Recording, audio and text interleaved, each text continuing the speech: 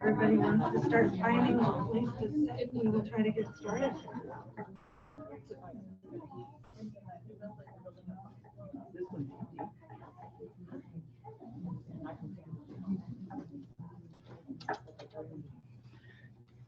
So I just want to welcome everyone to our April Black Hills Leadership Development Luncheon. My name is Dawn Wood, and on behalf of the Black Hills Leadership Board, I'd like to sincerely thank you all for joining us. My position at Monument Health is the administrative assistant to one of our directors of ambulatory operations, as well as our leadership team at the Monument Health Hospital in Spearfish. I'm honored and slightly terrified to be moderating today's luncheon. Step outside, they said. It'll be fun, they said. So if this is your first leadership luncheon, I'd like to extend a special welcome to you. The purpose of these luncheons is to strengthen our current leaders and develop upcoming leaders in our communities. It's also a great networking opportunity to hear from various community members and leaders each month. I want to say a special thank you to today's sponsor, Monument Health, as well as our speaker, Suzanne Campbell, the Director of Nursing at Monument Health in Spearfish. So they'll start bringing the food around, so please feel free to start eating, as we are going to invite Ty Kuiper, who's the Manager of Human Resources Business Partners at Monument Health. She's going to share a few words about our organization. Thanks, Dawn. All right, can you guys hear me okay? Thank you for letting me come here and do a little sponsorship introduction. I'm excited to be here. I am pinch hitting for Trina Allen, who is our Vice President of HR, and at the last minute was unable to attend. So unfortunately, you're stuck with me. But we are really, really excited to be sponsoring this event. We really recognize the importance of leadership development, both like for your organizations and personally. We have 380 leaders at Monument Health, and they manage a team of from 5 people up to 80 people. So we have a vast variety of leadership positions, and we're proud to be the largest employer in Western South Dakota. And our mission is to do the right thing every day and to make a difference every day. We encourage leaders to start with heart, and we ask them to keep that in mind in all that they do. So I'm going to talk a little bit about Suzanne, who you guys are going to learn a lot from here in a little bit. So I had the pleasure of getting to support Suzanne in my very first role within Monument Health, which I was an HR business partner. So as a business partner, we work with our leaders on difficult dynamics with our teams, employee relations, difficult conversations, just in general kind of coaching, providing corrective action. So Suzanne is what I would call a straight shooter. She does not mince words. She is very, very clear with her expectations, but she's also really kind, and she is a lot of fun to be around. She cares so very much about her team and the people that report to her, and that is so evident in just getting to work with her. So I was really, really honored to get to spend some time with her when I first started working with Monument Health, and I would consider her to be, one of our strongest leaders. She has what I would call a lot of grit. And she's really, really funny. So we a couple of years ago at Monument Health, we did something called the Community of Excellence. Remember this? And we brought all of our caregivers in on these various sessions where we got them to sort of get outside the box and do some scenarios, role playing, which was super exciting, And Suzanne graciously volunteered to be one of our coaches for that process.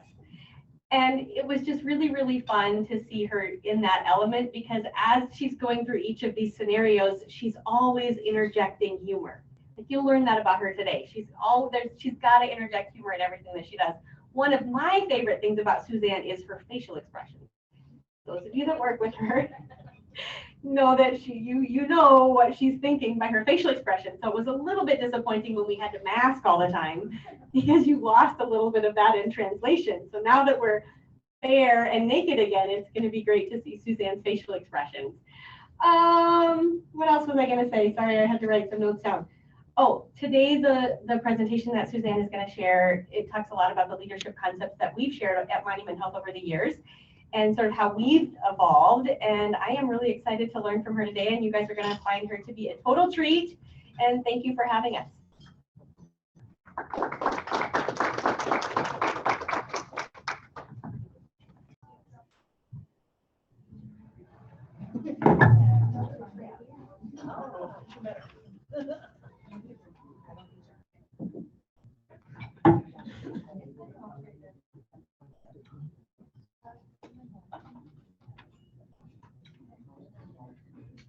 right.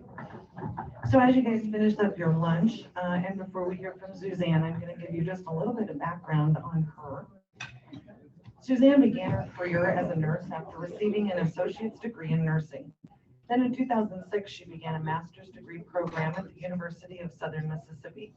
2016, she earned her doctorate of nursing practice from the American Centennial University in Aurora, Colorado. Suzanne's been a registered nurse for over 32 years, and so she can't imagine doing anything different with her life. She is currently the director of nursing for our Monument Health Spearfish Market, which includes the communities of Spearfish, Bellepuche, Buffalo, and Lee Deadwood. Prior to this role, she was the director of our cardiovascular intervention unit in Rapid City. She's originally from Southern Louisiana, but spent many years in Southern Mississippi as her father was an electrical engineer with Rocketdyne, a space shuttle engineer. Her family continues to reside in the South. As per Suzanne, they think it gets too cold here. They only knew. Suzanne has two grown children, six grandchildren, two great-grands whom she adores. A word of warning here, I have learned over the years that my definition of bless your heart and her Southern version of bless your heart may not mean the same thing depending on the delivery. Suzanne spends so much of her time leading and volunteering for so many community events. She's a very active member of the Northern Hills United Way Board. One of her favorite activities is caring for her neighbors and making incredibly beautiful quilts. Many of these quilts have been gifts to her fellow coworkers and friends just because. She made an amazing quilt that I do have a picture on my phone for one of our locum hospitalists at the hospital. It was incredible. It was South Dakota. I can't remember where he was from. He lives in Virginia. He lives in Virginia, and so she made this beautiful quilt depicting everything about South Dakota. It was amazing. She does have an amazing, generous heart. So please help me in welcoming my mentor and my friend, Suzanne Campbell.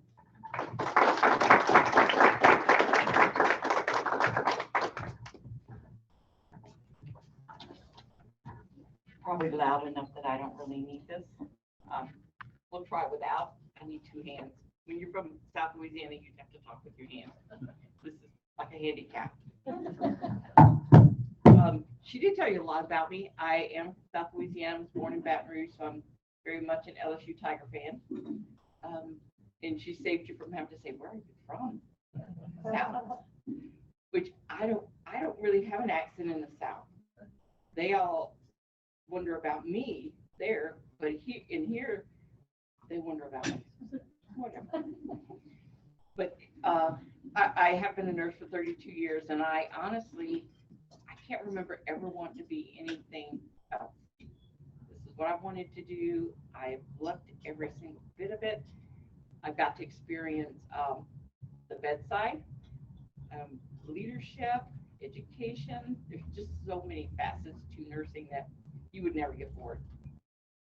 And I have my awesome friends and coworkers sitting right there, so that's awesome. And I think that I have Nikki and Aletha on Zoom because we kind of got overwhelmed with OB patients last night at the hospital, and so now there are OB patients on med-surg, their OB is full, so I hope everybody's delivering that needs to, and then that'll slack off a little bit, give us a breather. So they're there working instead of being able to be here, so I appreciate them too.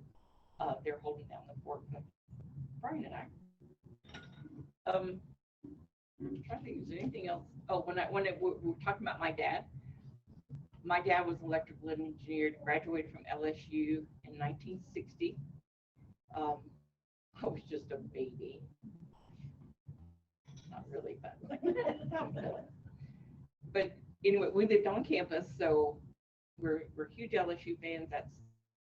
We did that a lot when we were kids, we were at LSU ball games, you know, Mike the Tiger is truly a tiger that you could go see at the campus whenever you wanted to. And so I have very fond memories of that. But he was electrical engineer. He always did space things. So his original job was with the rockets before there was a space shuttle. But then when they built Stennis Space Center in South Mississippi, in the space shuttle program was there where they tested the engines. That's where we went. So we did space shuttle always. I never realized that was special. That's just what my dad did. But my dad was a leader, and so I guess I inherited some of his qualities with being just very straightforward, outspoken. It's taken me a long time to learn to dampen some of the things that are in my head before they come out of my mouth. The filter doesn't always work, but when it works, it's helpful. But he was a good leader with his team, and he always cared a great deal about his team. I absolutely loved my team. When you surround yourself with really good, smart people, they make your job easy, and they make you look good, you know, and they do. My team makes me look good every day, and I appreciate them so much. I thoroughly enjoy what I do. I usually am going to work early because I want to, you know. It's not that I have to, I go because I want to. They're my team. They're actually my family up here because they're the only family I have up here. Everybody else is in the South, which my family does have a hard time understanding that. But you know, when you're where you're supposed to be, things go well for you and you're comfortable and at peace. I'm where I'm supposed to be, and I've always believed that. I actually came here the first time on vacation, and I just fell in love with the area and came back, and I'm here. So I love South Dakota and the people here. Totally different culture. So if you go south, it'll be different. Besides the weather, it'll be different. But what we're going to talk about is where's that clicker? I think it's right there.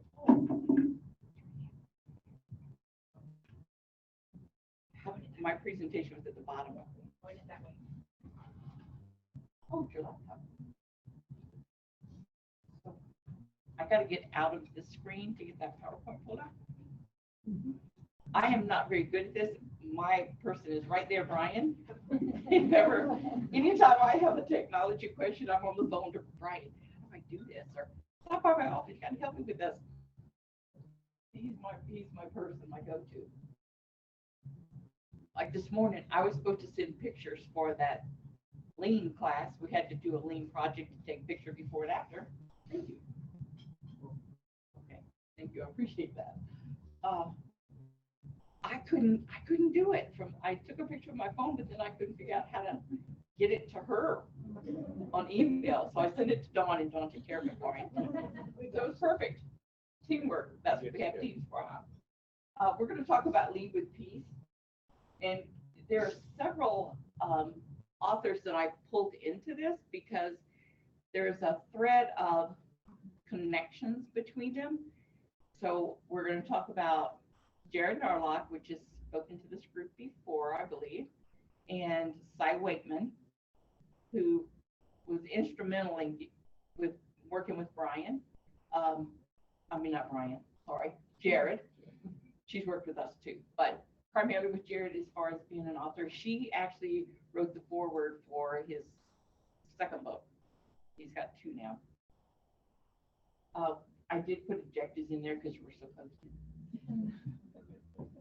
I'm not big on formality. To me, it doesn't always make sense to spend a gazillion hours of time to make it look like it's supposed to look for scholars, when truly the message I want to get across is not. It doesn't work with that very well. So if there's mistakes in there, it's just because. So what is peace? And I want, it's really, for me in this presentation, it's the tranquility part. And it's not just about being a leader, but if you're not at peace in your personal life, you're probably not going to be at peace as a leader. And if you're miserable as a leader, you're probably not going to be too happy and personal. So it's kind of all encompassing. You got to work at peace. And there are various methods to get there and finding it. So how do you find peace? Because we're not always at peace. You try to be at peace always, but that doesn't, things happen. Life happens to you, so you're not always at peace. But most of us find a way to get ourselves back into peace, whether it's meditation, whether it's your faith, whether it's yoga, whether it's exercise, whether it's talking to your friend or a counselor. There are ways to work at being at peace. But it is something you have to work at. It doesn't always just come naturally to be at peace. So this is kind of what we talked about, and I love these slides. I don't know, I can't remember where I got them, but they all looked so peaceful. It was like, oh, this is perfect. And then I threw in some of my utilitarian slides, and you'll notice them too. So one of these writers that we're going to talk about, this is from the Arbinger Institute, and what he, it's not really a he, it's a group of people, looked at how do you find peace. And what their thoughts were is that if your heart is at peace, then you're at peace. If your heart is at war, you're not in peace. And so part of it is how we see people. So when you look at those pictures, and I'm as guilty as anybody, when I look at them, my first thought sometimes is not so nice. But then you have to remember, these are people. I used to work for the charity system in Louisiana. We used to get a lot of inmates for patients. And I had an inmate voluntarily tell me that he was in prison for child molestation. And I'm a mother of two. All I could do was stand there for a minute and just look at him and think, deep breath, this is somebody's child. This could be somebody's dad or their brother or whomever. Every patient deserves a good nurse and good health care, regardless of mistakes they may have made or didn't make. But I was so stunned when he actually told me that. It's like, you do realize that I'm responsible for saving your life if something happens. And you just told me you molest children. So we have to remember to look at people as just people. So we don't know the homeless guy's story, you know, we don't know the obese lady's story. We don't, or this man, I mean, he looks like a highly successful, very bright man when you just look at the picture and judge him on the surface, but we don't know his life.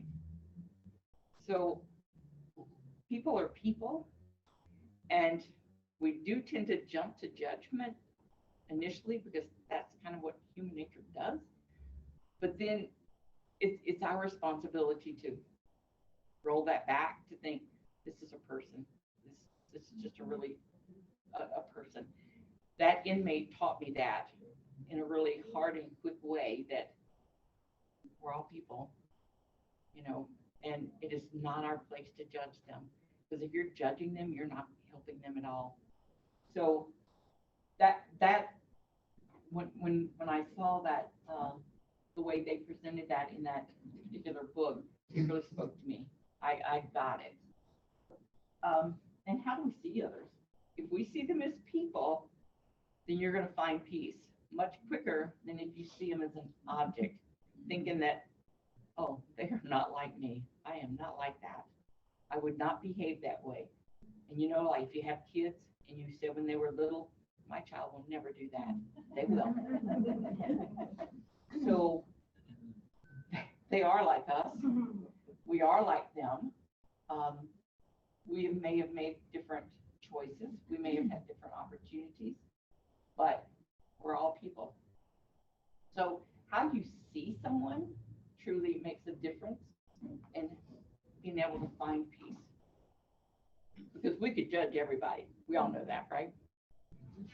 This is hard for me to see, and I'm not good at keeping up with that. Okay. So okay is different. I mean, Okay is different. Yeah. Different is okay. I actually saw a speaker years and years ago, and I don't remember where I was, but he was this tall, slim gentleman, and he was making this point. And when he I have to go this way, sorry for this camera to work right. He said, so I want all of you to write down what you think about me. What do I do? Who am I? What do I represent? And he walked around, but he had this kind of a slide to his moves. And so I instantly thought, well, he must dance, you know. And so we wrote down these traits, and it was pretty cool that I had some things right and some things very wrong, you know. But so it just kind of gave you some insight into what you see on the outside is just a small part of that picture. Jared Narlock is one of my favorite leaders. He used to work with Monument Health, which lots of you know, and you've probably seen him. But he is very, very introspective. He's good at self-reflection. He's good at listening. And so I got most of this presentation and some information from his book. He has a Peaceful Power Leader book. Jared now lives in Florida, so I don't get to see him anymore. But there are things that he swears by, and these are things he actually practices. That's why it works well for him. So own your own reality. And this is a side principle too. Cy Wakeman says, you can argue with reality if you want to, but you are never going to win that. Because the reality is, it's the way it is. We have to figure out how to live within it. If you can't change it or fix it, if it doesn't work for you, then that's your reality. That's what you have to work with. So leaders own it. You build others up. And the term leader makes me a little bit uncomfortable because I feel like if I'm leading, I'm just leading forward to things that we need to accomplish, the goals we've set, but I really serve my team. I'm there to make sure they have what they need to do their job, to support them any way I can. And when you do that, they do all your work, just be honest, they do your work. And you're there. You're their leader, and they have somebody to go to talk to, or somebody to provide them resources. So, and you put others ahead. Because if I don't put them ahead to make sure they can do their job, I'm failing them, because that is my job. Invest in them always. If there's educational opportunities, if there are growth opportunities for your team, if you know what their goals are, then you seek out things for them, or they're seeking out things because they know when they bring them to you that you're going to support that. So invest in your teams. Time for yourself. Now that I have no family up here, I have a lot of time for myself. But I do set aside time every single morning, 7 days a week, before daylight. I go to the gym. And that is my time. I don't take my phone to the gym. I don't do anything at the gym that I don't want to do. When I'm on the treadmill, I'm reading for pleasure because it's for me. And then working out, I like weights, so I enjoy that. That's my time. Other than that, pretty much on call 24/7. But for that hour and a half, my phone is not on me, and I am not available. I am not so important that somebody can't wait an hour and a half. That's how I see it. And empower yourself. Sometimes you do have to step up and give yourself permission to go to a conference, to seek a higher education, to go whatever it is your desires are, what your dreams are. Give yourself permission to do that. So sometimes you need the time to rebuild, to regroup, especially with all the COVID stuff. It's easy to burn out. And you create that environment. When you create, like today, just this morning happened, I got an email from one of the nurses that used to be a hospital coordinator, but she's changed roles now. Hospital coordinators report to me, and what she asked for was a letter of reference and support for her to get into Monument Health's RN to bachelor's program, so RN to BSN. I never dreamed in a million years this girl would do it. Never entered my mind that that would be something of interest. I thought she was perfectly content where she was. But so I was so excited to write the letter. So while the huddle was going on that I have to listen to, I typed her letter and got it to her because I want to make sure she gets in there and does that. So build your team up. And she no longer reports to me, but that doesn't mean I don't care about her. You know, I still want her to succeed regardless of who she reports to. So these are prerequisites. This is Jared's acronym for peaceful. It's in this book, but I just wanted to put that up so you kind of see that he truly embraces this entire concept.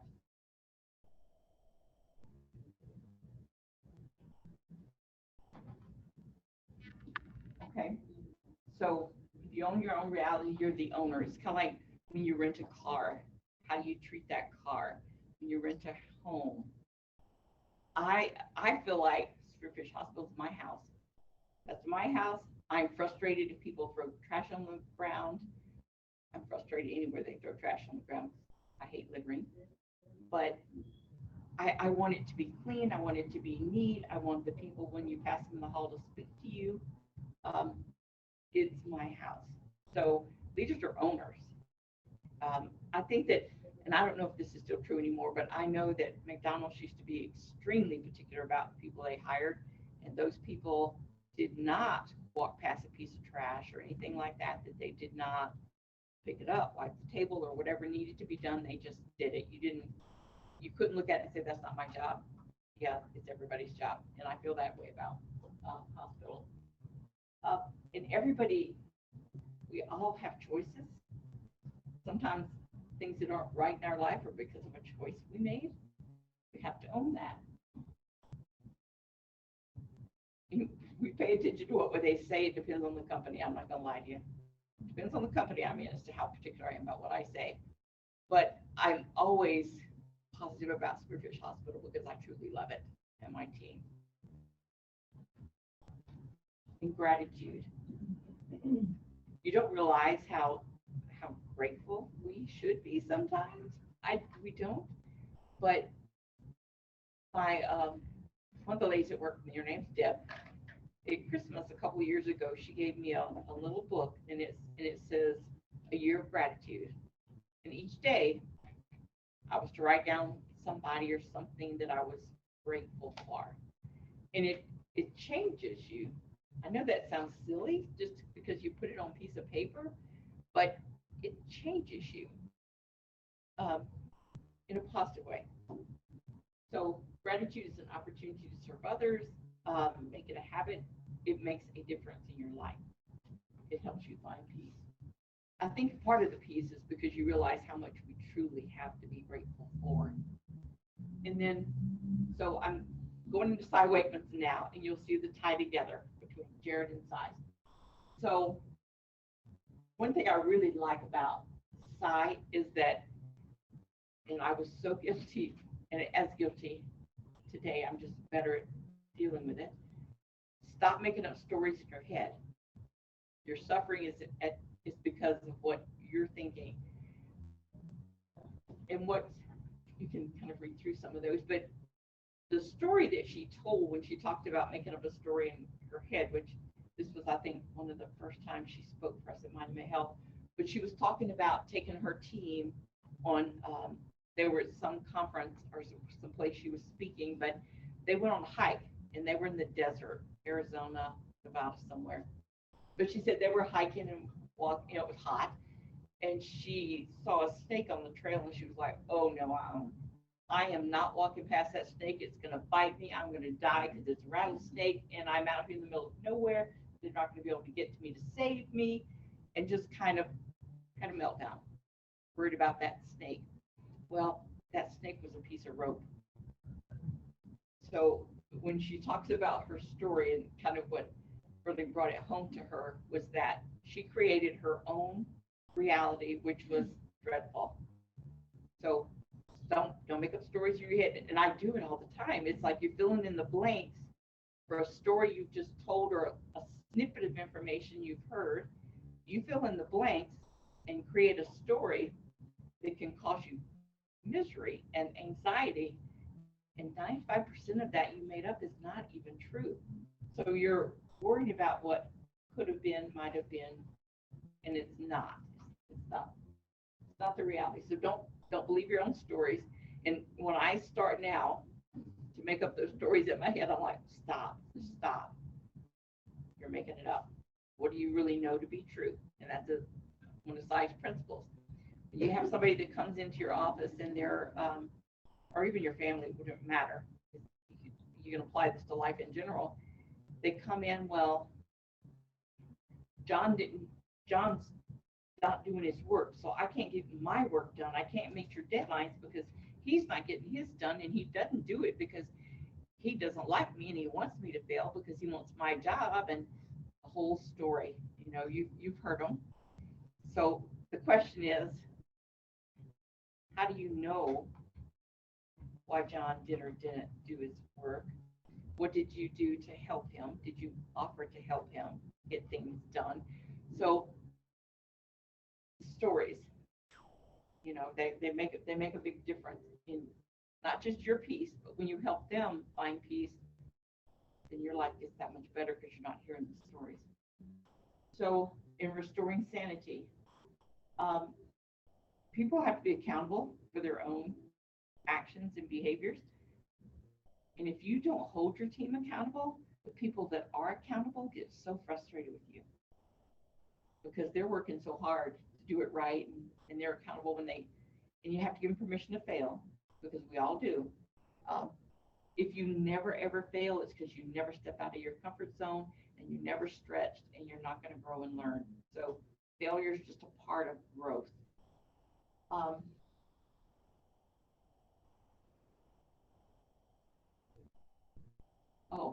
Excuses. I'm reading all the way across now. In excuses and judgment, if you're judging somebody, you're not helping them. And if you allow them to make continual excuses and not interrupt that cycle or thought process, that's what they're going to do. So, and it kind of depends on the excuse they're given as to whether they're, you know, the victim or you're the mean guy, or, you know. So think about that when you hear these stories, and so much of what we're going to talk about goes back to the story that they're telling themselves. And that's Sai. And she does have a website. She does some amazing work. This is part of one of the stories that we're talking about. We need more staff. And I do have one nurse that does this. He's a coordinator. Says, if I get one more patient, if we get a code, we're going to be in so much trouble. We don't have enough staff. And I always have to, like, deep breath. You're worrying about what ifs. In healthcare, you really can't worry about what ifs or plan for what ifs, because you'd always be overstaffed if that's what you did, and then you couldn't pay the bills. You would never meet your budget. So this is her story. So Russia started World War III now. We're all going to starve. We're going to run out of gas. We're not going to be able to get to work. So you see the anxiety in our society going up because of things that's happening out there that we have no control over. That may happen, but it's not happening right now, so I can't worry about it right now. It's not something I'm going to take up space in my head. There's not enough space left. I think that's why when you get old like me, you forget things, because it's like there's so many things in your head that your files automatically delete things you don't use very often. Then you find yourself trying to remember something you don't remember because the file's gone. And this is a story where I was talking about, so I had to put the snake in the rope just because I like it. But again, the stories that are excuses that people give you, if you're the victim, it's not my fault. It's not my fault. It's John's fault because he didn't get his work done, so I couldn't get mine turned in on time. Or the villain, it is all your fault. You should never have given that to John because you knew he was going to make me fail. So you did it. It is your fault. So the villain, And there's hope once there's just nothing else I can do.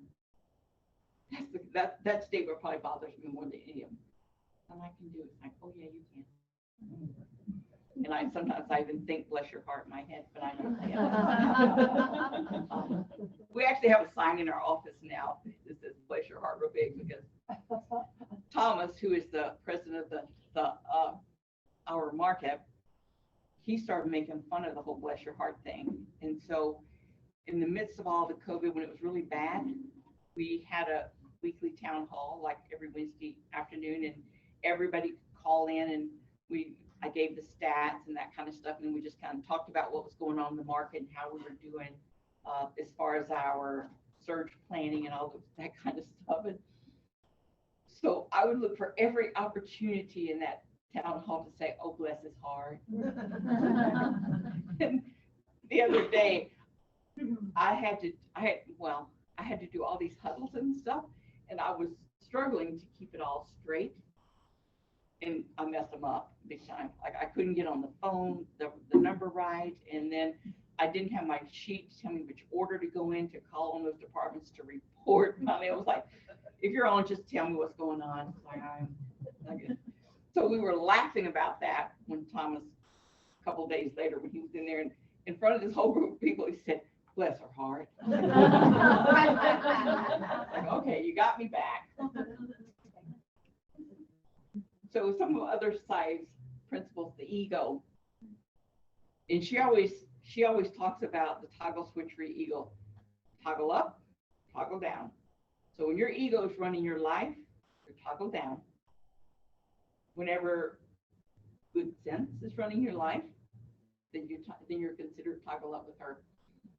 And we just got through talking about part of hers, because our ego wants everything really to be about us. Like, look at me, that's really not where we should be as leaders. We shouldn't be working with our ego running our life. And she also talks about working with the willing, which we just talked about this from an HR standpoint. What she says is, yep, I do have favorites. I have favorites. They're the willing. They're the people that want to work with me. They're my favorites. They've earned that spot. Not that I like them any better or don't like you, but they're willing. They're willing, and they own it. They're part of the team, and they work as a team. So it depends on how you say that to people as to how they take that if you're an HR person. And HR, I know it gives her heartburn sometimes. It's like, I really do have favorites, and they're all my team. My whole team are my favorites because they're all willing to work on things. But I was never the teacher's pet, so I was not the favorite. Okay, so in Brene Brown, another really good leader. Her book is called Dare to Lead, and it's fairly new.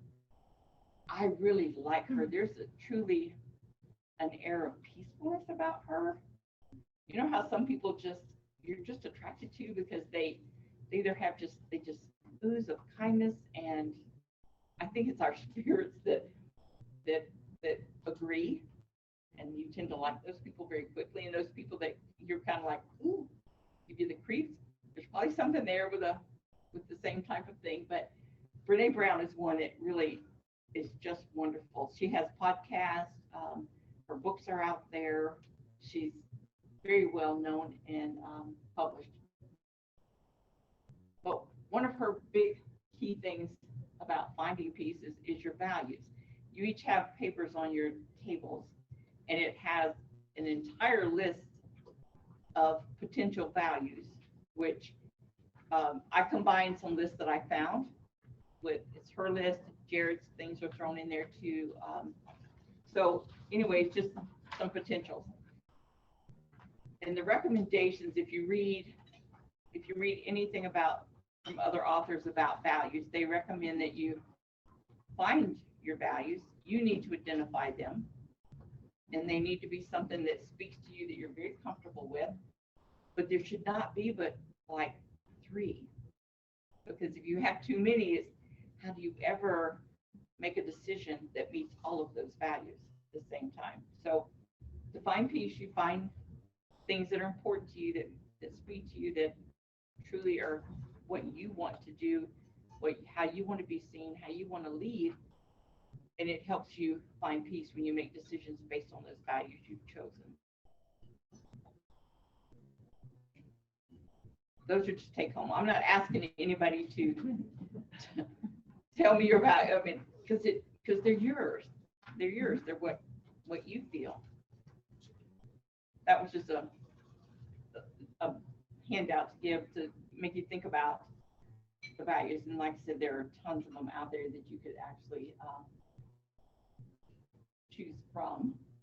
So this is not Brene Brown now. This one is from an author, and the Christensen guy wrote it. His name is Clayton. Anyway, it's how will you measure your life, and it ties the values and the peace together, because for him, one of his first value was his faith, and then it was his family, and then it was his job. And so he based his decisions with those values in mind. Does it agree with his values? And it made he was at peace with the decisions he made and with his life, because he was following his values. So it's not always the easy thing to do, follow your values, but you'll find peace when you do, because you've made the right decision. You know you've made the right decision. It's the right thing to do, whether it's popular, unpopular, or what others may see as the right decision. Doesn't necessarily make you more money, but it might be the right decision.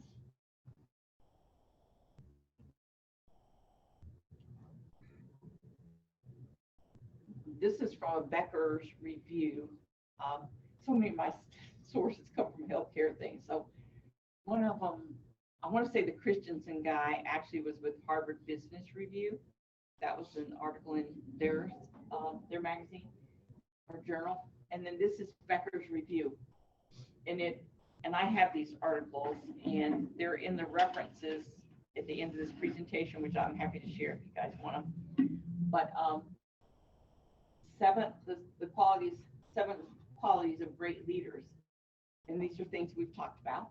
So you're engaged, you're excited, you're passionate about the success of your organization, your team. I'm 65. I feel like I've accomplished the goals I set for myself, but I still love what I do, and I still have something to contribute. So I'm not ready to go yet. And so I feel like it's my time to give this back. 32 years, that's a lot of years in nursing. There's a lot of experience there. I'm old enough to have acquired some wisdom. Not a lot, but I got some. And so this is my chance to give back. And that's why it makes it easy for me, because I've done what I need to do for my life to meet my goals. But I want more than anything to see my team reach theirs. Brian's working on a doctorate. I cannot wait to see Brian graduate. Aletha's working on a master's degree. Can't wait to see her graduate. So those things, actually kind of give me chill bumps because I'm so excited for them. But it's now how we get back.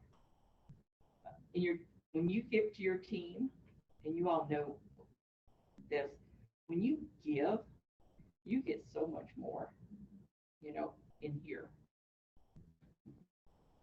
So leaders, they're not afraid to make hard decisions, and I'm not either. And I will tell you that sometimes the way I come across or the decision I make can seem to others like, oh, that's hard. Like, you're tough. I'm not sure I would do that. It's the right thing to do. It meets my values, and I'm very comfortable with that, and I can defend it. I'm looking on this side all the time. I don't mean to ignore you guys, but I can't read it from that direction because it's backwards.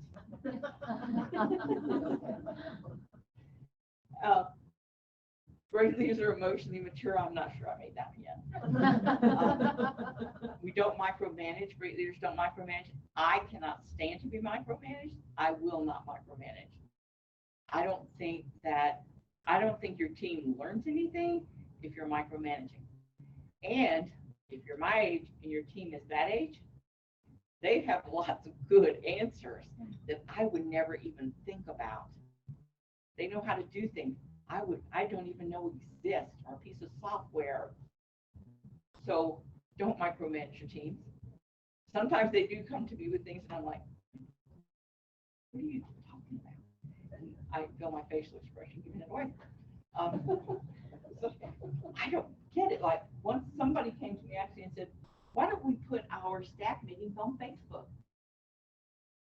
It's kind of like, where? Facebook is before I ever did Facebook. How do you even do that? What is it? You know, so I mean, because they have great ideas. You just have to be open and willing to listen. They've taught me a lot of stuff. And praise your team. They do great work, even when things are hard. They need to know you appreciate that. And when you praise your team, they praise their team. And it just trickles down. And when it becomes easy, because I was never one that was real comfortable with giving compliments. If I gave you a compliment, it's because you truly did something to impress me, or I absolutely loved that dress, or it just, what didn't come second nature to me. But it does for some people. But you learn to do, you can teach yourself to do it. There's something good in everything. Even when it looks a mess, there's always something good in it. We have big goals, of course we do, and we work towards them. All of your hard work really should be trying to meet your goals and the vision that you have for your organization or your team. Oh, wrong one. Wrong button. Yeah. So I wanted to save time just to have a conversation and ask questions. And there is a reference page, so this gives you my sources. And I have to give tons of kudos to Cy Wakeman and to Jared, Brene Brown. They're wonderful teachers for leaders. So encourage your teams too, not just yourselves, but your teams. It helps if you're all on the same page, because I'm going to tell you with Cy Wakeman, if you don't speak the same language, they're going to struggle with you. They need to understand the principles, what's behind it, why you're doing what you're doing. So you can't communicate or explain enough. You truly need to work with them to teach them the Cy Wakeman principles. Then you're all on the same page, you all speak the same language, and it's so much easier to make a point, or then they understand what you're trying to do or what you're trying to accomplish. So it depends on where you're getting your information. What do you agree with our principles? But find somebody you do, and it does make it easier. And teach them to your team. I actually made the hospital. Oh, go ahead. I'm sorry. I thought You're we were fine. done. I didn't mean it. No. We had a great conversation at this table before you started talking about how we really love our jobs. But there's that, how do you say no? How do you protect your time? And how do you become at peace with setting boundaries, but not feeling like you're letting your team down? Yeah. That is hard because it's so gray. It's like, do I have capacity? Like this week, I'm going to tell you, if somebody had asked me to do something more, I would have had to say no, because Thomas is out of town, so I'm the acting president of the market. Our quality manager is gone, so I've taken on some quality duties. Plus, I have my own job, and I'm on call for the manager and the executive team, and the weather was bad.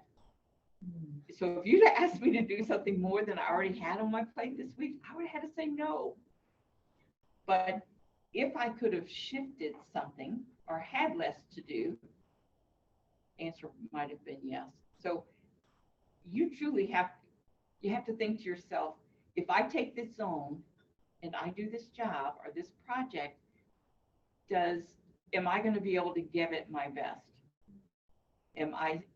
Is something else going to suffer because I do this? Then you got to weigh that. Does it require your best? And you can't give it, then you have to say no. And I'm not comfortable sometimes saying no right up front, but I will say, and especially it depends on the person, because some people don't take no well at all.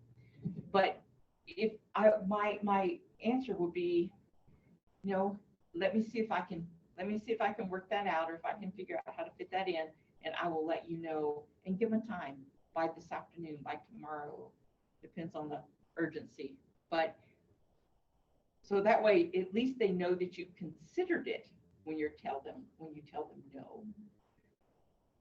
It's kind of like dealing with doctors. To be honest, dealing with doctors, I never just say no, I can't do it. Now, if it's a regulatory thing and it's against the law, I can say no, we can't do that because, and I give them the reason. But if it's not something that's illegal, immoral, or fattening, then it's a different story. So that truly is very hard, and I still to this day find that hard sometimes to be able to say no, because you want to do it, you want to help them. And if I know that the person's asking me is truly desperate for help, then we sit down as a whole team to say, all right, how do we do this as a group? And it's not really all on one person. So sometimes you just have to think a little bit out of the box, and sometimes it truly helps to pull somebody from a whole different department or area, that because they're going to have thoughts and processes and maybe answers that you just never would have thought about. Like we actually just did some awards, and well, we haven't presented them yet, but we have the nominations. We blinded these nominations, and we had the leaders read through and rank them top to bottom, which one's the best. But then I went out to the other team in the office that aren't in clinical area. I asked Dawn and Colleen and Deb, and it's like, would you read these and rank these for me too? Because you're going to see them very different than I do and the rest of the team. And they did. And it was wonderful to have their input. Just things that they said to me, it was kind of, oh, I didn't really see it that way. So it really is about pulling in other people. Can we solve this? Can we not? Are they asking the impossible? Then we need to explore that. It's like, why is it impossible? And again, if it's regulatory, if it doesn't meet standards, and healthcare has a ton of regulatory agencies out there that we have to meet, because they won't pay you if you don't cross your T and dot your I perfect. So sometimes no is the right answer, but if it's not, then you sometimes just have to think out of the box, because that truly is hard. I don't know anybody that's great at that. I don't. Other questions, thoughts? Have you ever had a time as a leader when you feel like you just handled something completely the wrong way? Oh, yeah. How did you recover from that? It's usually about staff, and it took me a long time to remember when you hear a story. Well, so and so, they made this mistake, blah blah blah. There's always two sides to your story, and so I'm quick to pass judgment. I'm sometimes very quick to make a decision that's wrong, but I do have to listen to my team to bring me back to, it's like with Suzanne, and they give you more information. Like one particular one I can remember was something that I was told the nurse didn't do that needed to be done. It should have been done. They didn't know why he didn't do it.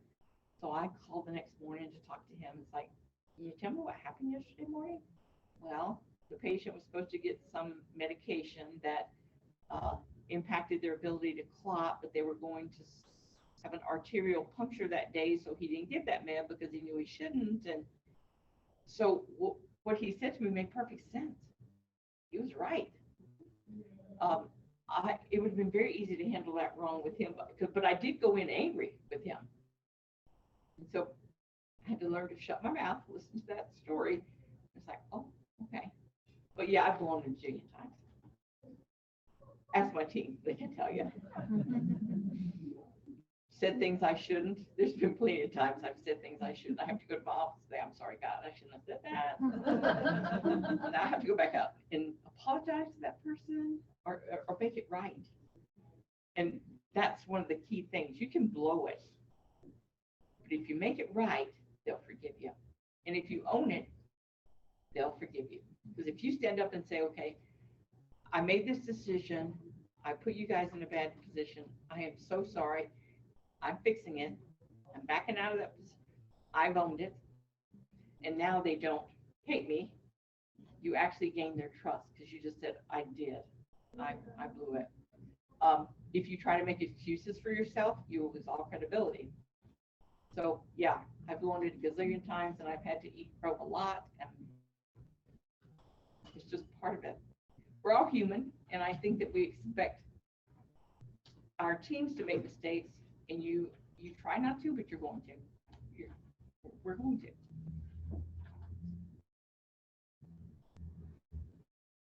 I can think of so many things I would do. And as a parent, the same way. Yeah. And as a parent, I've blown it then too. You know, we just do.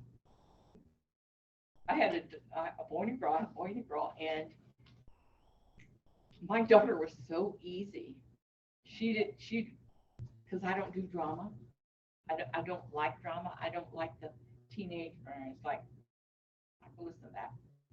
If you want to have drama, take it to your friends because they like it. Your mama does not. And so we didn't have a lot of drama in our house. My daughter was kind of a little bit shy, 6 feet tall, on the dance team, very pretty, but had no idea that she was very pretty. It used to drive me crazy. Not because of her, but because of the way that guys looked at her when she was like 14. It would make me so mad. So I was very protective of her, but she was a good kid. My son, on the other hand, would drive me insane. You know, he felt so invincible, and all I could see was, oh my God, you're going to get killed. Stop doing that. You know, so I blew lots of things with him, a lot more so with him than with her. And he'll tell you he got plenty of spankings. She didn't. He did. He knew how to push my buttons, and he did it routinely. Other questions, thoughts, concerns? I truly appreciate your being here. I appreciate your tolerating me and my getting off on these other little tangents, and I have no idea what time it is. Okay. It's like, okay, did I run? Because you didn't get up and run me off. I might say bless your heart. And if you want that presentation, or if you just want the references, let me know. I'm more than happy to share it. And I did bring those books, so somebody should bring those books and read them. They're really good. All right, thank you, Suzanne. As always, you are entertaining and very intelligent. Thanks for sharing all that. If I'm not real intelligent, I'm good at hiding it. I didn't say that. So now we're going to do the drawings. The first one that we'll do is for the Black Hills Leadership Luncheon ticket, an upcoming event, and it'll be a free ticket. Suzanne, you're gonna do the honors? Sure. Of course. No, please. No cheating.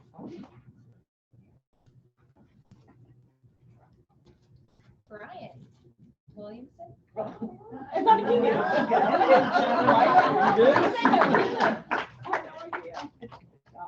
And then let's see, we've got 2 books.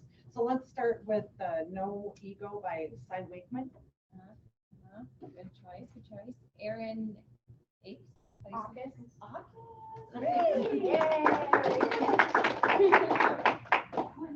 All right, the second book is Jerry Narlock's second book, and that is Becoming a Peaceful Powered Leader. Don Connor.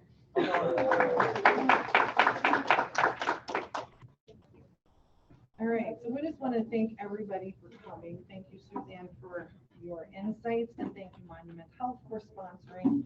Our next and final luncheon for this season is going to be on Wednesday, May 18th, and that during that, we'll hear from Jim Rankin, who's the president of the South Dakota School of Mines. Look for the registration to open up soon. We kind of imagine that one's going to fill up quickly. So thank you all for being here and have a fabulous rest of your week.